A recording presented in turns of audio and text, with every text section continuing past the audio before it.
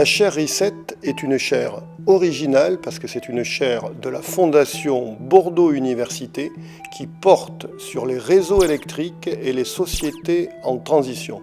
C'est une chaire originale parce qu'elle est au cœur des humanités et des sciences humaines et sociales. L'intérêt de la chaire Reset, c'est en effet un partage de méthodologie, partage de données, de débats par rapport à la question de l'énergie, de la transition énergétique et bien évidemment autour aujourd'hui de la question centrale des réseaux, puisque les réseaux électriques sont le nœud entre la production et la consommation. Le rôle de la chaire Reset, c'est d'apporter de la connaissance sur un sujet précis, sur les réseaux électriques, dans le cadre d'une société en voie de transition.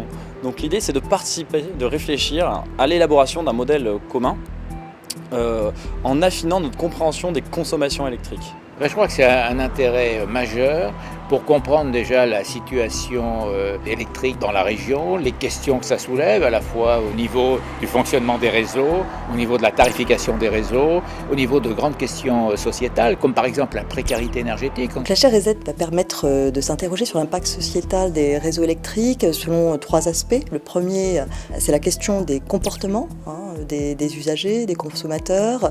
Le deuxième aspect, c'est en fait de s'interroger sur le rapport qu'ont les consommateurs et au fond la société en général à l'égard de ces réseaux et des acteurs de ces réseaux qui sont largement invisibles. Et le troisième aspect, c'est vraiment une question tout à fait importante qui est celle de la précarité énergétique. Là, la sociologie est tout à fait bien placée pour s'emparer de ces questions purement sociales. C'est quelque chose qui est très intéressant avec cette chaire, c'est qu'on est sur du trans et de l'interdisciplinaire. C'est-à-dire qu'on a des historiens, des sociologues, des économistes et même des médiateurs des sciences.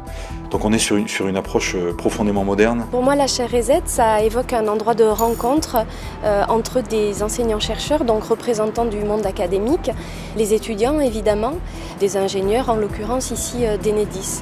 Donc ce lieu de rencontre permet un endroit de partage, de décloisonnement de nos savoirs. Nous nous positionnons aussi comme des passeurs dans un discours qui peut être extrêmement complexe, technique, pointu. Et nous tâchons de le rendre intelligible à des publics qui, eux, ne connaissent pas ces questions-là, ne savent pas. Il y a des enjeux autour des réseaux, il y a des enjeux qui peuvent être sociaux, il y a des enjeux autour de nouveaux usages. Donc ce dialogue intergénérationnel va être très intéressant pour des acteurs de services publics comme Enedis, mais aussi pour tous les acteurs, les élus, autour de transmission et d'invention de savoir collectif. On a absolument besoin de tendre vers de la démocratie collaborative. Il faut qu'on aide le plus grand nombre de citoyens possible à prendre une part active dans l'élaboration des politiques publiques. Et tout ça, ça passera par notre capacité de transparence des données.